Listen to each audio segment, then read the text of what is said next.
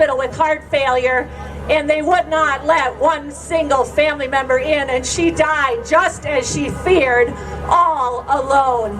And so what about these people? What about these families? Do you know the crisis that many, many people are in? I have never given out so many medications for depression and anxiety as the last few weeks. Even people without mood disorders are struggling.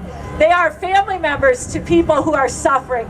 The toll of suffering has not been counted. We're counting COVID one by one to 55 deaths. I've had more of my patients die in this last month than I've had in a long time. My staff is getting weary, and so am I. Doctor, what is your name again? Like, a lot of people watching want to hear your name. Yeah, what is your name? Okay, we have another question here. Well, for one thing, the CDC's website, the deaths have gone down on the CDC website. Maine went from 55 to 40. We kind of know why, but why is it, like, is that not, are people coming back to life? Is that what's going on? Like, is this really the apocalypse? Like, the CDC's website just, yeah, I don't know, weird situation. Do you have any answer? We're just fabulous in Maine. We do bring people back to life. I'm kidding. If anybody's done anything in statistics, I used to teach medicine, and they had to do research projects. And depending on which way you do your numbers, you can make the trend look better or worse. It's very manipulative. I know how to do it. We used to catch them at it. We'd laugh. We'd think it's funny. But when you see it affecting public health, it is no longer funny to manipulate numbers. Right. I think it was Mark Twain who said there are lies, damned lies, and statistics. Hi, how are you?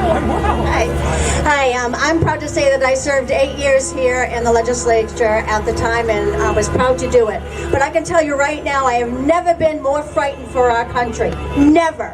And I tell my grandchildren, and I hope all of you are telling yours and your kids, that we must never, never do this again. My question for you is, why are there hundreds of empty beds in the hospitals right now and supposedly being held for potential surges of COVID, when there are hundreds and more of people in serious condition that need to be in those hospital beds? Plus, nurses are being furloughed. I gotta say, she was just as passionate in the House, so. So she's right, hospital beds are empty. Nurses are being laid off, or their hours are decreased. I have a lot of doctor colleagues who are currently on unpaid leave. They're eye doctors, they're foot doctors, and they have no work either. And the dilemma is, in my office, I'm private, I stayed open, and I can't get those people who need to go to the hospital there because of COVID. They don't have COVID, so had one with a trapped hernia in my back exam room for 5 hours, writhing in pain while I begged for the hospital to take her. And I bullied one surgeon at a local hospital who finally said he would put his job on the line to take that patient. That's the dilemma we're facing in healthcare. Anyone who's sick, who needs a hip replacement, who needs to be taken care of, knows what I'm talking about. This is real, and it's been very bad. It needs to stop. We cannot wait much longer. Thank you. Are there any other questions? Hey, Doctor! Zach, come on up. Good afternoon, Doctor. Big question here. I'm a young person. Just wondering, what is the risk for young people? If you have no other medical illness, your risk is 0 or close to it.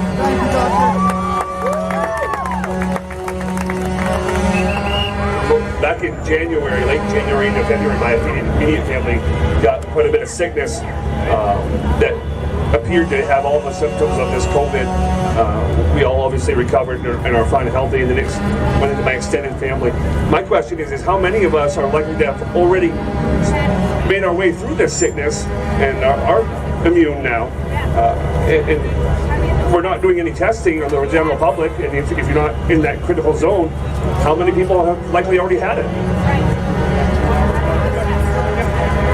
We have that suspicion, especially in Augusta County where we had 5 known cases. We had a lot of flu-like illness early in January that was not flu.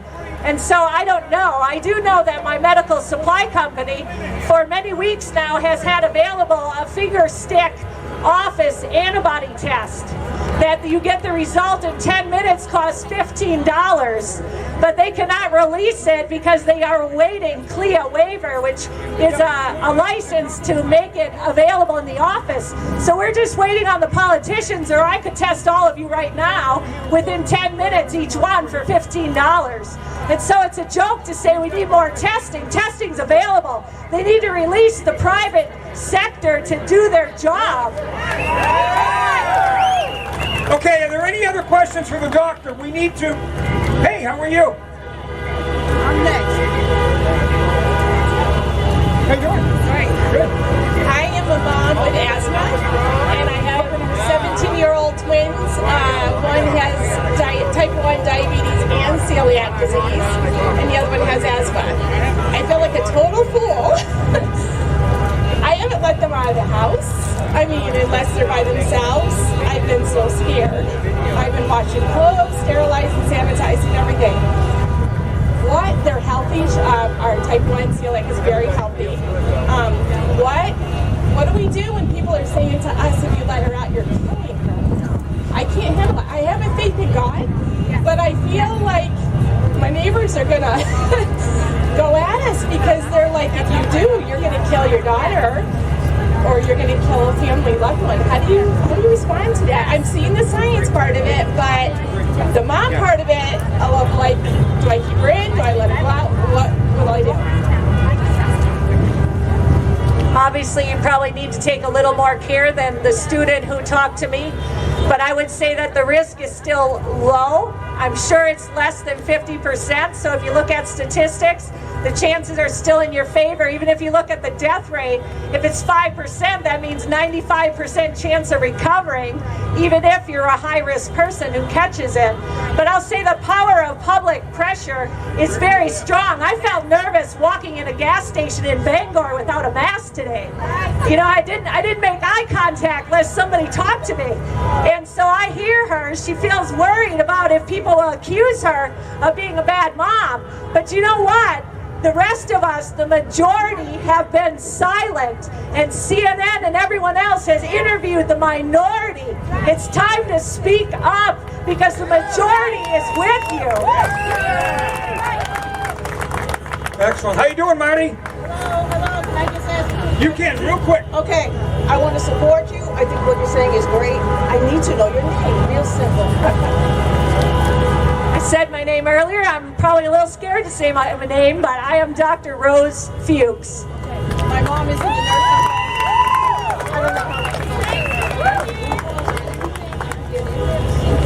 Okay, she asked a question about her mom is in a nursing home. What can she do to get in to see her? There are no loopholes. I can tell you I can hardly get in to see my patients, and I'm the doctor. There are no loopholes, but I think that needs to change as well because the toll on human health from being in solitary confinement is very bad, and nursing home residents are in solitary confinement. They cannot go to the dining room. They have no activities. They are stuck in their room day after day. And that is a punishment that we give the worst of criminals, not our elderly. But there is right now no loophole. I'm sorry, they'd probably arrest you right now if you tried to get in. I have to be screened. I have to show ID to get in the nursing home. No family member will get in unless we all speak up. So, ma'am?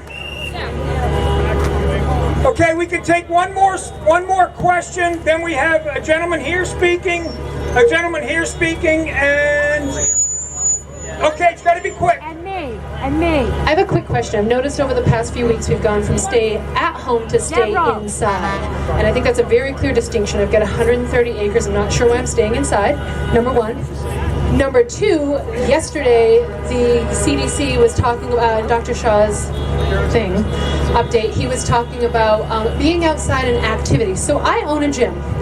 And we own a CrossFit, and there's a lot of open space. And one of the things that he was saying yesterday was the whole new information about, oh, well, you may not need to be just 6 feet outside if you're exercising. You may need to be 20 or 30 feet. You may need to be further. But if it's a partner, or if it's somebody in your home, then maybe 6 feet is okay. And then he went on to say, well, do you, if you're in a running group, so this morning I had a running group, by the way, at my gym, because it was almost like he said it was okay. So what is going on? We've gone from stay at home to stay inside to exercise outside to sun kills it, but now we can't because you should be further away because there's a risk. And no, they did not wear masks running this morning. I think the confusion is because it's not based on science. The rule that we always taught students was 3 feet actually for the spread of droplets. And so 6 feet was already precautionary. But if you want to control people, we better make it 100 feet or 200 feet, right? Sure. Thank you, everybody. My name is Peter Guidi, and my wife and I own a small hotel in Old Orchard Beach, Maine. It's a great place to visit, and I'm sure many of you have been here. We will be bankrupt by probably July 15th. Maybe a little bit longer if we're lucky.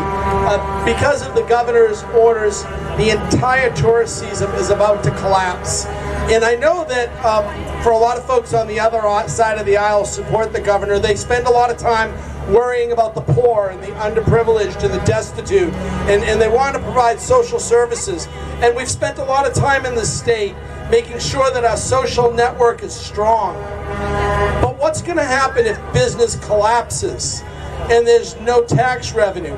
People like myself who've been reasonably successful, we may be able to pick it up, we may be able to move on, but what about the folks who live on the margins of society when the tax base can't support them anymore? Who will help then? And I don't think people, when people talk about public health has to be more than COVID-19. Now, there's just one other thing I want to tell you. Each of your local municipalities have enabled the state's emergency order. In Old Orchard Beach on April the 2nd, the town manager and the emergency manager director signed an emergency order putting the town of Old Orchard in a state of emergency. Each town has done the same thing, and it is through that order that the governor gets her power.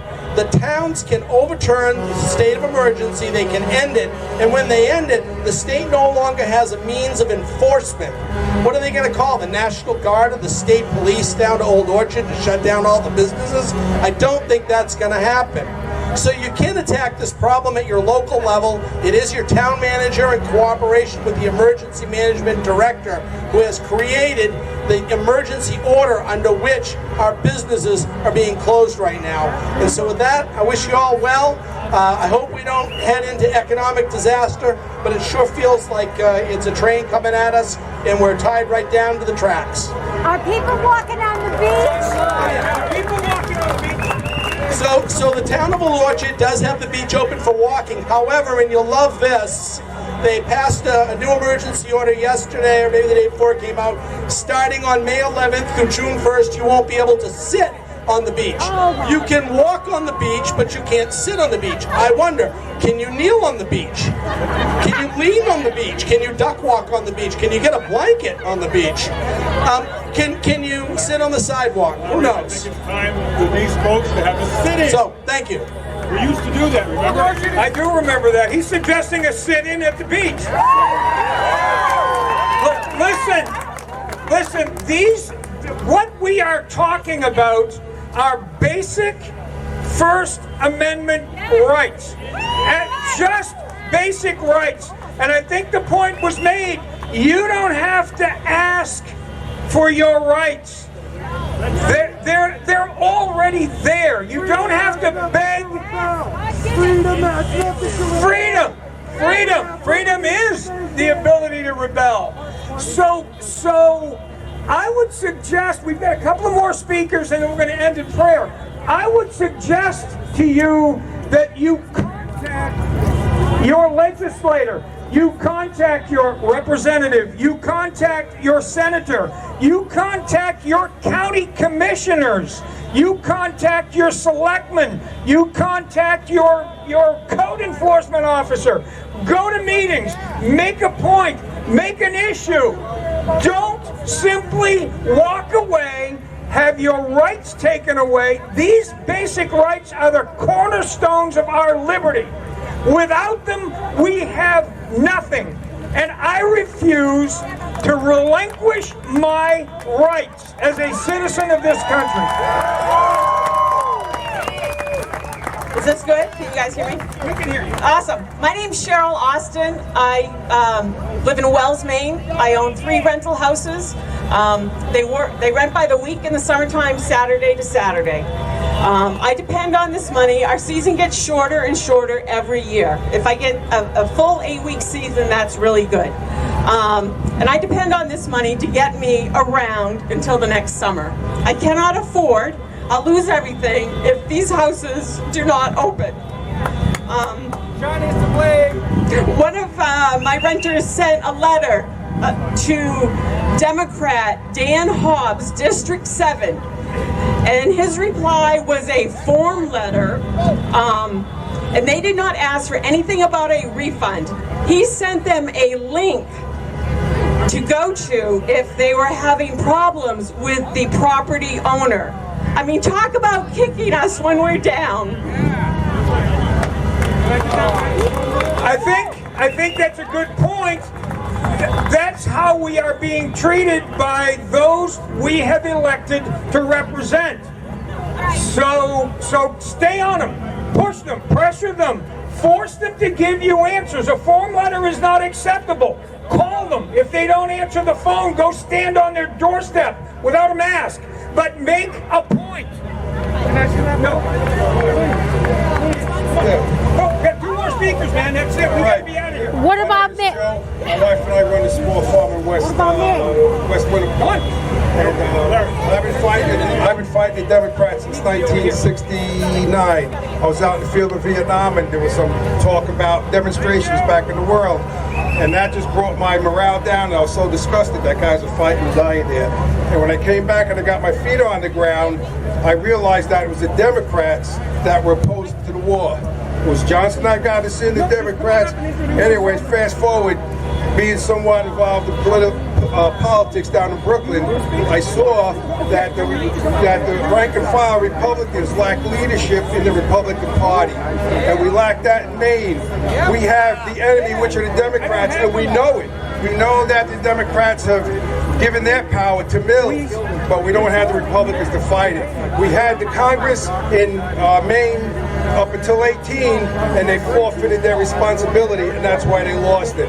They were meek, they were moderates, and they were no good. And when the same thing is happening now, the Democrats are not, the Republicans are not around to be seen. Mitch McConnell, Lindsey Graham, Grassley, all of them. They talk the talk, but they don't walk the walk. So be careful. Make sure that they're conservatives, whoever you're voting for. Do not vote for just the Republican. They got to be a conservative. Thank you.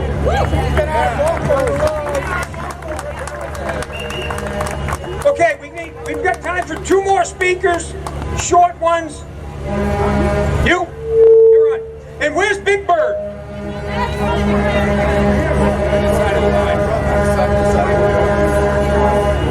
Hi, I'm Seth Carey. I'm the former Republican nominee for District Attorney in Franklin, Oxford, and Penobscot counties. And I promise I'll be a little bit shorter than the doctor, but I do have a couple things I wanted to say. And first, I wanted to do a little salute. All hail Mein Kampf, Madame Führer! Obey! Welcome to Augusta. Welcome to fascism.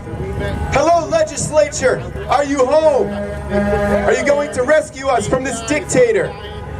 This is nothing but a power grab and abuse of power. This lockdown shelter in place is illegal. This lockdown is unconstitutional. We cannot idly stand by while our rights are trampled. Thank you, Governor Mills, for perpetuating the biggest political hoax in U.S. history. Sheltering in place and spraying Lysol and bleach on everything doesn't boost our immune systems, it weakens them. Does that worry anybody that we woke up up one day and our representative democracy was gone? The judicial branch shuttered. The legislature gone cowering home. Not you guys, but the majority. Are you sheltering Fuhrer? Or is she hanging out, as elitist liberals do, at her camp in industry? Well, isn't that ironic? Because she's ruined our industry. She said that May 1st, restaurants in the state of Maine could reopen. But what she did to Rick Savage yesterday, take his health and liquor licenses, was deplorable. Thank God there are leaders like Rick out there. That's how we became the best country in the world, by fighting against oppression. I know Janet Mills. I used to sit with her in court as criminal defense attorneys there in Farmington. And she's no better than you and I. She's no smarter. She's not dynamic. So why should we listen to someone who doesn't know what they're talking about and surely doesn't know business, because she's getting paid either way with our money? 53 folks, people. Let me say that again. 53 people have died in a state of almost 1.4 million. That's 0.00003%. Only 33 people are currently in Maine hospitals, allegedly with corona. On average, this year included, about 50 people have died of the common flu. So instead of 50, this year it's 100 people. And our whole economy and livelihoods and recreation has been shut down? No! That's not even a solid statistic, because there's no test. Congress has given hospitals billions of dollars to fight COVID. They have financial incentives if they list a death as COVID related. Some hospitals are reportedly getting tens of thousands of dollars from government per death that they list as corona. These hospitals are disrespecting the families of their dead loved ones by using them as a prop for financial gain. There's a lot of ways to die. In the word of Snoop Dogg, aka Snoop Lion, on his first album, there are 6 million ways to die. Choose one. You had a better chance of dying on your way here today than dying from this fake epidemic. You have a much greater chance of dying from many other things. Heart disease, 1 in 6. Cancer, 1 in 7. All preventable causes of death, 1 in 25. Suicide, 1 in 86. Car crash, 1 in 107.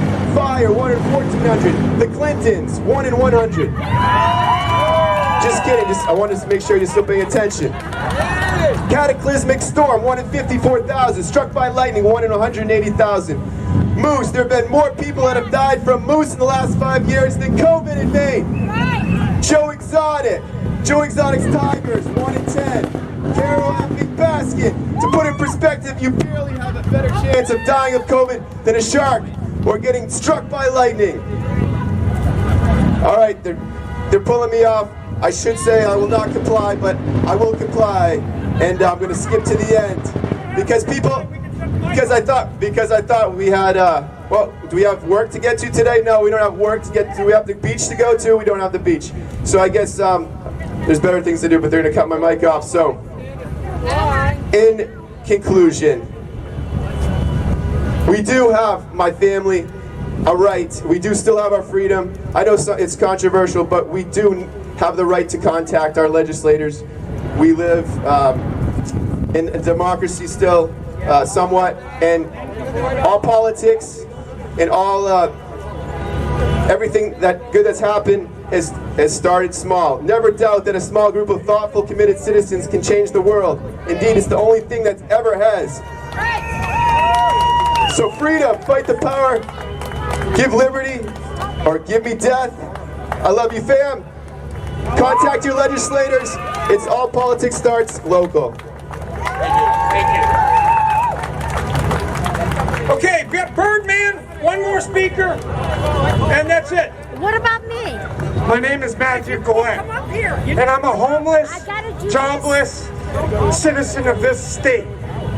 I stand here today in compliance with a mask because the health of everybody is paramount. It matters to me. Your livelihoods, the businesses being closed down, they matter to me. I stand here as a voice of reason. We stand here asking for resolve. The resolve won't come from standing at home. The resolve won't come from opening businesses. The resolve won't come from rallying against each other. The resolve will come when this state and our representatives act out in our best interests. Our best interest right now is to find the problem, isolate the problem, and conquer the problem. Isolating people is not getting rid of a virus. Isolating ourselves is not getting rid of the virus. We have the means and the ability to test every single person in this state. Why are we not demanding that? We have the means. Whenever I stand here today, I'm not standing here to rebel, because freedom has nothing to rebel, only liberties to maintain. There you go. And my liberty is to ask that my safety not be put in question. And my liberty is the right to not put anybody else's health in question by wearing a mask. Let's unite for that one reason. Let's demand that we be tested. The tests are being produced in Maine, in Scarborough. There are 15 machines that read these tests in a matter of 5 to 13 minutes. Let's get tested. Demand test, demand resolve. No test, no vaccine. No test, no vaccine. I'm a moderator for a Facebook group called Mainers Against Excessive Quarantine, you may know. And it is just amazing to me that in just over 2 weeks, we've got 14,000 members. And what the Birdman was just saying about rank and file people taking action, not going to rally, go home. You can do it on this group. We are working very hard to channel our ideas and energy and keep the anger level to a minimum, to work for change. It's going to take all of us, just regular people, not businesses, not legislators, just regular people, not wearing your masks, standing up for your